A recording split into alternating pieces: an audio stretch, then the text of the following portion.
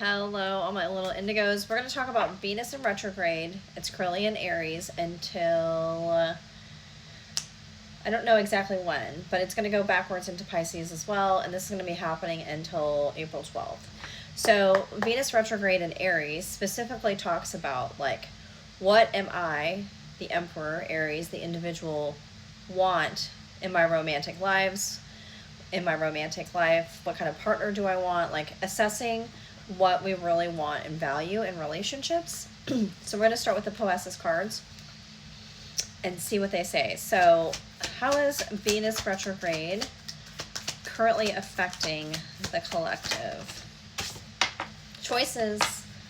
We have options, people. We have options. Choices, choices, choices. This is also, I'm hearing like the Lover's card, and we're getting deep in our feels as well. Deep in our feels about this. So being aware of that. Clarify these choices that we have, right? The universe is trying to support you so that you can make a choice that is going to be long-term and that is really sustainable and that's really in alignment with you, right? Like they're coming into alignment. Choices. Yeah. What do you really desire, right? Like, what are you passionate about? What are you fiery about? What do you really want in your romantic lives, right? What kind of partner are you looking for? And being really mindful and aware of that and moving towards that. When maybe historically you have settled because you couldn't find what you were looking for or weren't really sure what you were looking for, or had a lot of things that you needed to heal before you can move forward. Yeah, abundance, right? So finding that partner that you can celebrate with, have a lot of abundance with, a lot of joy, a lot of happiness, like the sun is shining, have lots of, ooh, this is interesting, like the bottom is turned, magic. So there's a lot of opportunities and magic working in the background to guide you to have good boundaries, right? Have good boundaries. Address your shadow, whatever that is that's been holding you back from having this abundance, to rebirth something within yourself, within your core chakra, because you have a lot of fear based on probably past relationships, and helping you to illuminate that and heal that so that you can move forward. So that's what I'm getting about this Venus retrograde, specifically in Aries. So let's see what the tarot says. Let's clarify this for the collective, please, Spirit. Let's see. This is the Everyday Witch Tarot, I think. All right. We're trying to cut out anything that no longer serves our everyday stability. King of Pentacles. It's like we finally recognize our worth, what we're worthy of, that we can have this abundance that we're looking for, and no longer accepting anything that is outside of this. This is also calling like very Pisces energy to me. So once we go into Pisces, we're going to use more of our intuition and our hearing and our feeling and knowing to get to this partner that's going to be more sustainable, more grounded, someone who's more long-term in terms of partnership. Everything and every relationship and partnership that you have had historically is being torn away. Also, our Mercury retrograde, it's all about people coming back around to see, hey, let me test you. Are you going to fall for that? So being aware of that too. Like these people are coming back around for like their final performance, I'm getting. Like this is the curtain call. Okay. Why is this happening right now for the collective? Why right now? Or what's the premise of all of this? Yeah.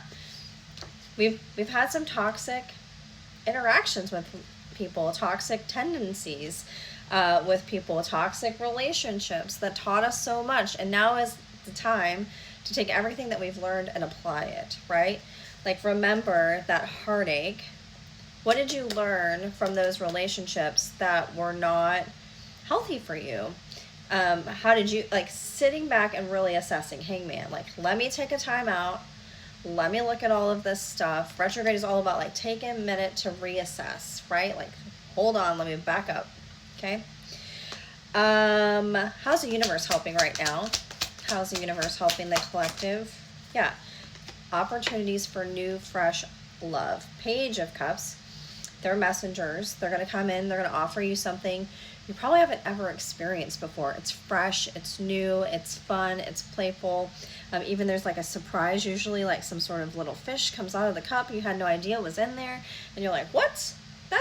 I had never experienced that before with a partner. This is so exciting. I'm figuring out like, hey, maybe there's some things that you didn't even think were possible because you've had so much heartbreak before. What's hidden that you don't see coming during this time? Kind of need to anticipate and be aware of what's hidden that we don't see coming during this time. What's hidden that we don't see coming during this time, Spirit? One card, thank you. You're going to get some offers that you're probably not really going to be happy with, right? This is like, hey, I'm trying to offer you something new and fresh and exciting, and you're like, no, over it. Over love. Had my heart broken way too many times, but this is the truth, right? Like, you're going to get some opportunities, different opportunities, and you're going to get an opportunity to kind of decide for yourself, hey, does this serve me? Is this what I want to do? Is this the type of partnership or relationship I want to have? Like, you're going to get choices and options, and you're going to have to decide for yourself, like, what's best for you, and use the lessons you've learned historically in relationships to move forward in a new direction. Main advice for the collective during this time. Main advice for the collective during this time, please. Thank you. Yeah, look at things from a different perspective. Like, turn everything upside down with a hangman and take a pause, take a minute to reflect. Don't be so reactive. Be intentional about how you move forward with people. Also, I'm hearing your words have power. Be mindful that people are really sensitive right now, because they're really reviewing their relationships, how they've contributed, what they've been through, how it helped them grow, how it didn't serve them. And so also being really mindful of how we speak to one another during this time, because words are powerful. They can really hurt too, being aware of that. Potential outcome, if we do this, potential outcome for the collective right now. Yeah, finally doing the work. 8 of Pentacles, investing and doing the work to finally make a decision to move in a specific direction that is for our highest good. Also, I'm getting, like, at the bottom is being kinder and more aware of how to manage our emotions, how to communicate effectively, so that we can rebalance the scales in relationships and be on an even playing field with people. Also, being really grounded. 4 of Pentacles is like creating everyday stability, being grounded within ourselves so that we can have grounded relationships with other people. It is going to take some time. Like, Rome wasn't built in a day, I'm hearing. You have to invest in healthy relationships, just like you invest in anything, like career, a house, plants, like a garden, right? Like, you can't just plant the seeds and be like, oh, we're in this magic relationship. No, you have to do the work too, and recognizing that and speaking your truth in a nurturing way. Queen of Swords. Nurture these new relationships and really decide for yourself, like, is this what I want?